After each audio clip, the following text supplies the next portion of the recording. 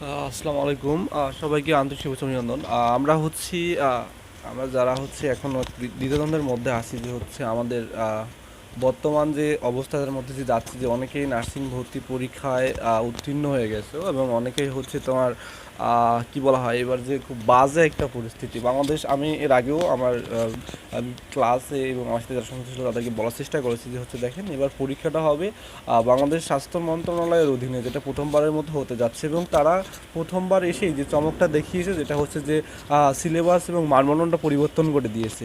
আসলে তাদের যে মানবন্টনের পরিবর্তনের সূচনা, সেটা কিন্তু হচ্ছে খুবই বিগত যে পরীক্ষা বা প্যাটার্ন ছিল সেটাকে হচ্ছে চাপ কাটিয়ে গেছে, সেটাকে এড়িয়ে চলে গেছে। আর এই নতুন মানবন্টনের আলোকে যখন পরীক্ষা হচ্ছিল তখন অনেকেই হচ্ছে আসলে পরীক্ষায় কি হবে এটা বুঝে উঠতে পারেনি। এবং বাংলাদেশের তথাকথিত যে বইগুলো রয়েছে সেগুলো হচ্ছে আসলে কোন ধরনের পড়াশোনার দরকার বা কোন ধরনের বিষয়গুলো ফলো আপে রাখা দরকার, সেগুলো হচ্ছে উঠায় নেয়নি বা উঠায় আনতে সক্ষম হয়নি। সো এই জন্য দেখা যাচ্ছে যে এবার অনেকের রেজাল্ট খারাপ হয়ে গেছে এবং অনেকে কি বলা হয় যে খুব হতাশার মধ্যে দিয়ে যাচ্ছে। সো হতাশার মধ্যে দিয়ে যাওয়ার আসলে কিছু নেই, তোমাকে ওই মূল সিলেবাসটাকে ধরে বা সেই যে পরিবর্তিত যে মানবন্টন রয়েছে সেই মানবন্টনটাকে হচ্ছে লক্ষ্য রেখেই আবার নিজেকে গুছায় নিতে হবে, আবার নিজেকে সাজায় নিতে হবে। যদি এটা করা সম্ভব না হয় তাহলে আবার হচ্ছে কি হয়, ব্যর্থতা স্পর্শ করবে। সেজন্য যে বিষয়টা অযাচিত সময় নষ্ট না করে কাম ব্যাক করা, দ্রুত টেবিলে বসা। যে যত আগে টেবিলে বসবে সে তত সফল হওয়ার সম্ভাবনা সব থেকে বেশি থাকে।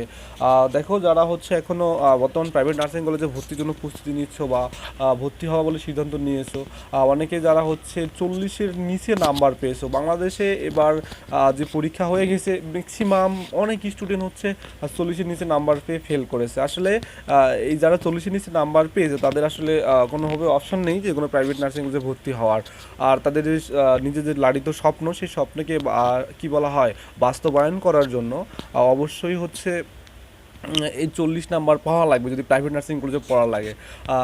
পড়ার ইচ্ছা হয় বা পড়ার হচ্ছে কি আগ্রহ থাকে, তারপরেও 40 নাম্বার পাওয়া লাগে। যেহেতু 40 নাম্বার অনেকে পাওনি, আর অনেকেই হচ্ছে দেখা যাচ্ছে যে এবার 65, 62, 70 এরকম এরকম মানে 65, 62 নাম্বার পেয়েও সরকারিতে চান্স পেয়েছে। আসলে দেখো এবার কাটমার্কটা কত নিচে ছিল। আর যারা হচ্ছে আমরা ধরে নিচ্ছি যে 103 বা 105-এর মধ্যে রয়েছে, যাদের টেস্ট ফুল স্কোরটা ডিপ্লোমা থেকে, অবশ্যই তারা চান্স পাওয়ার সম্ভাবনা থাকে তৃতীয়বার মেরিট লিস্ট পর্যন্ত। সো একটু অপেক্ষা করো, যারা হচ্ছে তোমার 105 বা এইদিকে আরও আসো তারা। আর যারা হচ্ছে নিচে রয়েছো তাদের আসলে কোনো অপশন নেই, দ্রুত তোমাকে ঘুরে দাঁড়াতে হবে। যদি ঘুরে দাঁড়াতে না পারো তাহলে কিন্তু হচ্ছে তোমার আবার সেই ব্যর্থ হতে হবে এবং এই হতাশার মধ্য দিয়েই চলে যাবে। সো আমি আশা করি তোমরা যারা হচ্ছে এখন দ্বিধাদ্বন্দ্বের মধ্যে আসো যে তুমি কীভাবে তোমার সেকেন্ড টাইম প্রস্তুতি শুরু করবা বা তুমি আদৌ সেকেন্ড টাইম দিবা কিনা, সেক্ষেত্রে তোমাকে যে বিষয়টা লক্ষ্য রাখতে হবে সেটা আমরা প্রথমত ধরে নেই যে হচ্ছে তুমি হচ্ছে আসলেই সেকেন্ড টাইম দেওয়ার জন্য মানসিকভাবে কতটা প্রস্তুত। এখন এটা খুবই জরুরি, যেটা মানসিক বিষয়টা, যে আমি আজকে হচ্ছে আবেগের বশতী হয়ে বলতেছি যে না ঠিক আছে আমি এবার ঘুরে দাঁড়াবো, আমি অবশ্যই এবার ভালো করে পড়বো। সো আমি হচ্ছে প্রস্তুতি শুরু করে দিলাম। ঠিক 1 থেকে 2 মাস পরে গিয়ে হচ্ছে আমার আর আগ্রহ জন্মাচ্ছে না বা আমার পড়ার ইচ্ছা হচ্ছে না, আবার আমি ঢিলামা দিচ্ছি বা ঠিক মতো পড়তেছি না, মোবাইলে রিলস দেখতেছি, বন্ধু বান্ধবের সাথে ঘুরে বেড়াচ্ছি। এভাবে হচ্ছে আমার সময়গুলো চলে যাচ্ছে। ঠিক একেবারেই শেষের দিকে যখন চলে আসে দেখা যায় যে তুমি সেকেন্ড টাইম হিসেবে প্রস্তুতি নেওয়ার জন্য তোমার মানসিকভাবে প্রস্তুত থাকতে হবে মিনিমাম অবশ্যই 10 মাসেরও বেশি সময় তোমাকে হচ্ছে লেগে থাকতে হবে। যদি তুমি 10 মাসেরও বেশি সময় লেগে থাকতে পারো তাহলে অবশ্যই তোমার জন্য একটা ভালো সম্ভাবনাময় একটা দ্বার উন্মোচিত হবে।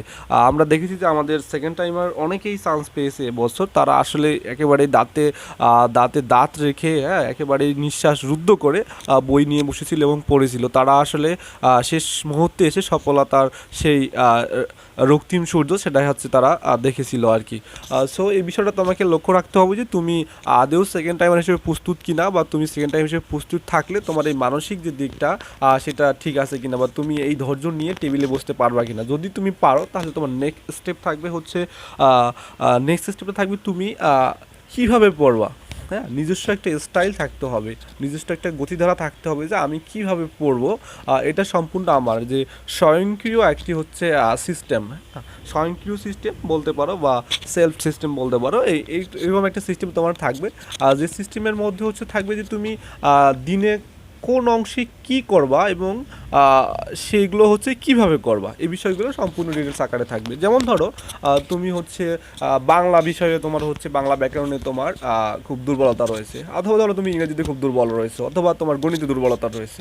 এখন ফার্স্ট অফ অল যদি হয় তুমি ইংরেজিতে দুর্বল আছো, তো ইংরেজিতে তোমার দেখা যাচ্ছে যে আমরা দেখি যে কোন টপিকগুলো থেকে প্রশ্ন আসে, এটা তোমাকে আগে খুঁজে বের করতে হবে। তারপরে তোমার ওই টপিকগুলোকে মার্ক করতে হবে, করার পরে তোমার দেখতে হবে যে কোন কোন টপিকগুলোতে তুমি একেবারেই পারো না, বা কোন কোন টপিকগুলো থেকে তোমার আসলে বেসিক ক্লিয়ার না, আর সেগুলোর পিছনে লেগে যেতে হবে। এবং সেগুলো কি তুমি সেই টপিকগুলোকে কখন কোন সময় পড়বা, কীভাবে পড়বা, এগুলো তোমাকে সিলেক্ট একেবারেই পার্মানেন্টলি তোমাকে একটা রুটিন তৈরি করতে হবে, যে রুটিনটাতে প্রত্যেকটা ডিটেলস দেওয়া থাকবে। হ্যাঁ, যে যাচ্ছে যে আমি বাংলার এই অংশ, বাংলার হচ্ছে বাংলা ভাষা ও ব্যাকরণ থেকে হচ্ছে এই টপিকসগুলো হচ্ছে পারতেছি না। এরপরে ধরো যদি ধ্বনির পরিবর্তন থেকে আমি এই যে তোমার ধ্বনির বিপর্যয় বলো, প্রত্যেকটা টপিকস হচ্ছে আমাকে ক্লিয়ার ধারণা রাখতে হবে। এখন কোন টপিক্সে কোন বিষয়ে সমস্যা রয়েছে সেটা হচ্ছে আমাকে একটু জানতে হবে এবং জানার চেষ্টা করতে হবে, এবং সেগুলো সমাধান করার জন্য আমাকে প্রস্তুতি নিতে হবে। ওভারঅল হচ্ছে এটা আমার নিজস্ব একটা স্টাইল। এরপরে আসে যেটা হচ্ছে গাইডলাইনের একটা বিষয়, যে হচ্ছে আমি আজকে হয়তো পড়লাম, কালকে পড়বো কি না, পরশু দিন হয়তো আমার আগ্রহ থাকবে কি না, আসলে আমি কতটুকু পড়তেছি বা কতটুকু জানতেছি সেটা হচ্ছে আমার উপর নির্ভর করতেছি কি না, যে আমি আসলে পড়তেছি কি না, বা আমি আদৌ আমার যে হচ্ছে র্যাক, আমার যে হচ্ছে কী বলা হয় রাস্তা, সেটার মাধ্যমে দিয়ে যাচ্ছি, সেটা কতটুকু হচ্ছে রাইট বা রং কোনটা হচ্ছে আমি বুঝতেছি না। এই জন্য তোমাকে অবশ্যই একটু প্রপার গাইডলাইনে আসতে হবে। আর প্রপার গাইডলাইনে আসার জন্য তোমাকে অবশ্যই হচ্ছে ভালো করে ভালো একটা স্বনামধন ভালো কোনো প্রতিষ্ঠানের সাথে সংযুক্ত হতে হবে, যারা তোমাকে প্রপার গাইডলাইন দিতে পারবে এবং নির্ভুল একটা রাস্তা দেখাতে পারবে। এখন বলতে পারো যে ভাই আমি তো হচ্ছে এই অবস্থা, এটা ওটা, হ্যাঁ ওকে ওকে ঠিক আছে, সবই ঠিক আছে। সেক্ষেত্রে হচ্ছে তোমাকে কী করতে হবে, যে প্রপার গাইডলাইন নিতে হবে। কারণ তুমি যদি প্রপার গাইডলাইনে না থাকো, তোমার আগ্রহ থাকবে না। 2 4 5 6 7 দিন বা এরকম সর্বোচ্চ 1 মাস পরে গিয়ে তুমি আগ্রহ হারা হয়ে যাবা। আর যখন তুমি গাইডলাইনে আসবে, তখন প্রপারলি একটা গাইডলাইনের মধ্যে যাবে, তোমার নিজস্ব একটা স্টাডি প্ল্যান ওটা তো চলবে, পাশাপাশি কোনো একটা কোচিং সেন্টার বা বড় ভাইয়া যার কাছে প্রথমে প্রপার গাইডলাইন পাও, তার কাছে সংযুক্ত হয়ে একটা গাইডলাইনের মধ্যে থাকতে হবে।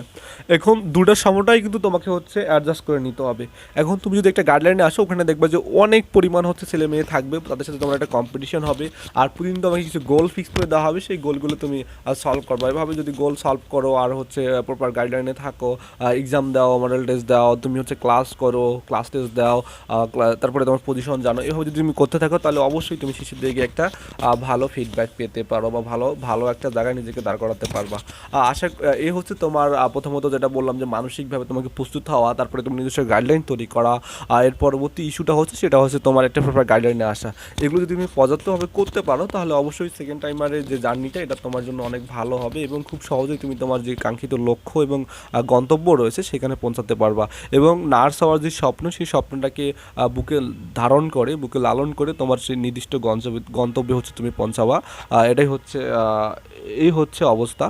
সো আমি শেষের দিকে এতটুকু বলতে চাই যে হচ্ছে যদি তুমি নিজেকে ধরে নাও যে হচ্ছে তুমি সেকেন্ড টাইমার জার্নিতে অংশগ্রহণ করবা, বা তোমার সেকেন্ড টাইমার জার্নিতে হচ্ছে যেতে হবে, তাহলে এই বিষয়গুলো মাথায় রেখে অবশ্যই সামনে এগিয়ে যেতে হবে। সেই সাথে সময় নষ্ট করার কোনোই অপশন নেই, যে হচ্ছে আমি একটু মন খারাপ করে আসি। হ্যাঁ, আমি ফেসবুকে দেখি, অনেকেই দেখলাম আমার যারা শিক্ষার্থী রয়েছে, তারা হচ্ছে ফেসবুকে পোস্ট করতেছে, হয়তো ওই যে চোখের পানি বের হয়ে গেছে, চোখের ছবি দিয়ে পোস্ট করতেছে। বিভিন্ন ইমোশনাল পোস্ট করা হচ্ছে, জীবনের অনেক কিছু হারিয়ে গেছে, এ হচ্ছে ওই হয়েছে। সো এই বিষয়গুলো অনেকের সাথে হয়তো মেসেঞ্জারে কথা বলতেছে, দুঃখ কষ্ট শেয়ার করতেছে, এইভাবে তাদের সময়গুলো চলে যাচ্ছে। এখন আমার কথা হচ্ছে, তুমি যদি হচ্ছে কোনোভাবেই অকৃতকার্য হও, হ্যাঁ, সেক্ষেত্রে কী বলা হয়, পাগলের প্রলাপ একটা বিষয় থাকে, যে এইভাবে হা হুতাশ করার থেকে তোমার কি, এটা তো সবাই করতে পারে। হ্যাঁ, আমরা মনে করে আমাদের দুঃখগুলোকে হচ্ছে অন্যের সামনে উপস্থাপন করে কিছুটা সহানুভূতি নিতে সবাই ভালোবাসি, কিন্তু ওভারঅল লাভটা কি, এখানে লাভ আছে আদৌ কোনো আছে? আমার মনে হয় না। বা তুমি একটু যদি চিন্তা করো, দেখো তোমারও কিন্তু মনে হবে যে আসলে এখানে কোনো লাভ নাই। বরঞ্চ আমি যার কাছে আমার দুঃখ, আমার কষ্টগুলোকে হচ্ছে উপস্থাপন করে তার কাছ থেকে সহানুভূতি নেওয়ার চেষ্টা করতেছি, হয়তো আল্লাহ না করুক 15-20 দিন পরে বা 1 মাস পরে দেখবা সেই তোমার সেই দুঃখকে কি বলা হয় কি এটাকে হচ্ছে যেমনটা বলা হয় টিজ করা হতে পারে, যে তোমাকে কটাক্ষ করা, যাই হোক কত গভীরে না, তারপরেও মজা নেওয়ার বিষয়টা থাকে যে অমুক এ করেছে, দেখবা যে হচ্ছে তোমাকে টিজ করা হচ্ছে, তোমাকে উত্ত্যক্ত করা হচ্ছে তোমার এই দুঃখের বিষয়টা করে। তোমার যেই হোক না কেন, যত ভালো বন্ধুই হোক, দেখবা যে এই বিষয়গুলো নিয়ে তারা তোমাকে হচ্ছে উত্ত্যক্ত করার চেষ্টা করবে, বিরক্ত করার চেষ্টা করবে। সো তখন তুমি যে আরও বেশি হতাশার মধ্যে চলে যাবা। সো আমার কাছে যেটা মনে হয় যে আসলে এই ধরনের ফেসবুকে পোস্ট করা, মেসেঞ্জারে বন্ধু বান্ধবের সাথে দুঃখ শেয়ার করে সহানুভূতি না, এগুলোর থেকে তোমার সব থেকে গুরুত্বপূর্ণ যেটা, সেটা হচ্ছে যে যত টেবিলে দ্রুত বসা যায়, হ্যাঁ, যেহেতু আমি হচ্ছে সিদ্ধান্ত নিয়েছি যে হচ্ছে আমি আবার ঘুরে দাঁড়াবো। সো যত দ্রুত আমি টেবিলে বসবো তত বেশি সময় পাবো, এবং সেই সময়গুলোকে আমি প্রপারলি ইউজ করতে পারবো। সো আমি যেটা বললাম যে প্রপারলি তোমার মানসিক প্রস্তুতি নিয়ে নিজস্ব একটা স্টাইল তৈরি করে এবং প্রপার গাইডলাইন নিয়ে এসে 3টি স্টেপে তুমি হচ্ছে চলে আসো, এবং আসার দ্রুত সময়, হয়তো সামনে ঈদের পরে টেবিলে বসবো, এই কয়টা দিন একটু ঘুরে নেই, হ্যাঁ, তারপরে কি বলা যায় যে আর একটু সময় আছে, একটু একটু হচ্ছে কি একটু ঘুরে আসি, হ্যাঁ, একটু রিলস দেখে আসি, একটু হচ্ছে একটু বন্ধুদের সাথে আড্ডা দিয়ে আসি, হ্যাঁ, বসবো তো, অনেক সময় আছে 8-9 মাস, বহুত সময়। আসলে দেখো, এরকম যদি মানসিকতা থাকে তাহলে আসলে আমার মনে হয় যে তোমার সেকেন্ড টাইমার জার্নিটাই আসলে উচিত না, হ্যাঁ, কারণ তুমি হচ্ছে অলরেডি ফাঁকিবাজি শুরু করছো শুরুতেই, যে শূন্য, হ্যাঁ, শুরুতেই হচ্ছে তোমার মানসিকতার উন্নতি হয়নি, এখনও তুমি হচ্ছে ওই দ্বিধাদ্বন্দ্বের মধ্য দিয়ে যাচ্ছ। সো এটা আসলে কখনোই উচিত না, বা এটা করা ঠিক না। যদি এটা করো তাহলে আসলে কিছুই হবে না, হ্যাঁ, দেখা যাচ্ছে যে ওভারঅল তুমি একটা ধোকার মধ্যে পড়ে যাবা। তো আমার ফাইনালি যে বিষয়টা বলা থাকবে যে এই ফেসবুকে পোস্ট করা এইসব আজাইরা হচ্ছে সময় নষ্ট না করে দ্রুত টেবিলে বসে পড়ো, এবং তোমার নিজস্ব গাইডলাইন তৈরি করো, নিজস্ব প্রপার একটা স্টাডি প্ল্যান তৈরি করো, এবং সেই অনুযায়ী হচ্ছে সামনে এগিয়ে যাও। সবাই আশা করি আমার কথা বুঝতে পারছো। তো সেকেন্ড টাইমার জার্নিতে তোমার করণীয় কী বিষয় আমি একটু বলার চেষ্টা করলাম। খুব শীঘ্রই আমাদের হচ্ছে ফ্রি এক্সাম এবং সলভ ক্লাস শুরু হবে আমাদের যে গ্রুপগুলো রয়েছে সেগুলো থেকে। তো আমি আশা করবো তোমাদের যারা বন্ধু বান্ধব রয়েছে তোমরা হচ্ছে আমাদের এই গ্রুপে সংযুক্ত করবা, এবং ইউটিউবে আমাদের যে ভিডিওটা এখন দেখতেছো সেখান থেকে হচ্ছে আমরা খুব শীঘ্রই আমাদের যে ক্লাসগুলো রয়েছে, যে বাংলাদেশ স্বাস্থ্য মন্ত্রণালয়ের অধীনে যে পরীক্ষা হয়েছে সেটার সলভ আমরা দিব, এবং কীভাবে তুমি পড়বা প্রপার গাইডলাইন এখান থেকে পাবো। আশা করি সংযুক্ত থাকবা, এবং যারা তোমার বন্ধু বান্ধব তাদেরকে সংযুক্ত করবা, সাথে হচ্ছে তোমার এই সেকেন্ড টাইম জার্নি বলো সেটাকে হচ্ছে আরও প্রপারলি ইউটিলাইজ করে সে করণীয়গুলোকে তুমি নির্ধারণ করে কাজ করতে থাকবা। ধন্যবাদ সবাইকে এতক্ষণ ধৈর্য নিয়ে ভিডিওটি দেখার জন্য। আর সবাই ভালো থাকো, সুস্থ থাকো, সবার সফলতা কামনা করতেছি।